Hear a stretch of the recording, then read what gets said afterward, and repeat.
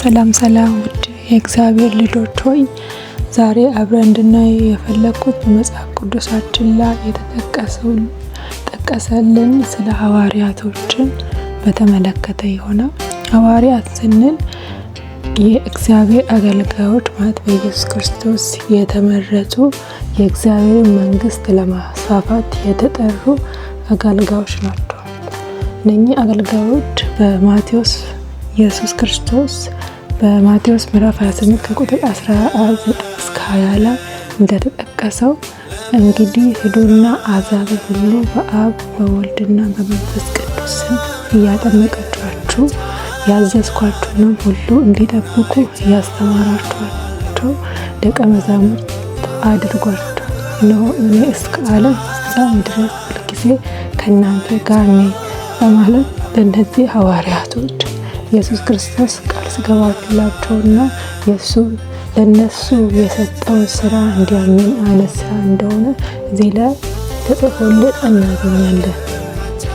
ሌላው በሐዋርያት ስራ ምዕራፍ 1 ከቁጥር 21 እስከ 22 ላይ እንዲህ ይላል። ስለዚህ ከዮሐንስ ጥምቀት ጀምሮ ከእኛ ዘንድ እስካረገበት ቀን ድረስ ጌታ ኢየሱስ በእኛ መካከል በገባበትና በወጣበት ዘመን ሁሉ ከእኛ ጋር አብረው ከነበሩ ሰዎች ከእነዚህ አንዱ ከእኛ ጋር የተሳይ ምስክር ይሆን ዘንድ ይገባል በማለት እነኚህ ሐዋርያቶች የእግዚአብሔርን ስራ ለመስራት እዚህ ጋር ቃል እንደገቡና በኢየሱስ ክርስቶስ የተሰጣቸውን ስራ ለመስራት እዚህ ጋር እንደ ተዘጋጁ ይጠቅስልናል ማለት ነው።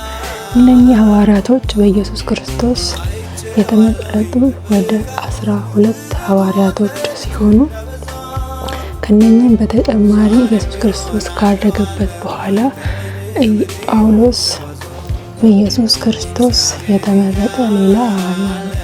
እሱም በገላትያ ምዕራፍ 1 ቁጥር 1 ላይ እንደተጠቀሰው ሐዋርያ ጳውሎስ በሰው ፈቃድ ሳይሆን ኢየሱስ ክርስቶስ ተመርጦ ሐዋርያ የሆነ መሆኑን እዚህ ላይ ተጽፎልን እናገኘዋለን። ጳውሎስ ቀድሞ ስሙ ሳውል የሚባል ነበርና ጌታ ግን ለመጀመሪያ ጊዜ በደማስቆ መንገድ ላይ ያየው፣ በዛም ጌታ ተገልጦ ጳውሎስን አነጋገረው። ይህ ተጽፎልን እናገኘው በሐዋርያት ስራ ላይ እናገኛለን። ሌላው በሐዋርያት ስራ ምዕራፍ 9 ከቁጥር 3 እስከ 5 ስለ ጳውሎስ ኢየሱስ ክርስቶስ ያለው እናያለን። እሱም ከቁጥር 3 ጀምሮ እንዲህ ይላል። ሲሄድም ወደ በቀረበ ጊዜ ድንገት ከሰማይ ብርሃን በዙሪያው አበራ፣ ወደ ምድርም ወደቀ። ሳውል ሳውል ስለምን ታሳድደኛለህ የሚል ድምፅ ሰማ። እርሱም ጌታ ሆይ አንተ ማነህ አለ። ጌታ እኔ አንተ የምታሳድደው ኢየሱስ ነኝ አለው። ጌታ እንዲህ አለው ከምዕራፍ 9 ቁጥር 15 ላይ ሂድ፣ ስሜን በአሕዛብና በነገሥታት ፊት እንዲሁም በእስራኤል ልጆች ፊት ለመሸከም እርሱ የተመረጠ ዕቃዬ ነው በማለት ኢየሱስ ክርስቶስ እዚህ ላይ ሐዋርያት ስራ ምዕራፍ 9 ቁጥር 15 ላይ ለጳውሎስ የእሱ ሐዋርያ እንዲሆን ጌታ ኢየሱስ ክርስቶስ እንደመረጠውና ወደ አሕዛብ ነገሥታት እንደላከና የእሱ ወንጌል እንዲያስፋፋ እግዚአብሔር እንደመረጠው ይነግረናል። በዚህ ዙሪያ በአንደኛ ቆሮንቶስ ምዕራፍ 9 ቁጥር 1 ላይ ጳውሎስ የእግዚአብሔር ሐዋርያ መሆኑና በእሱ የተመረጠ መሆኑ እዚህ ላይ ተገልጦ እናያለን።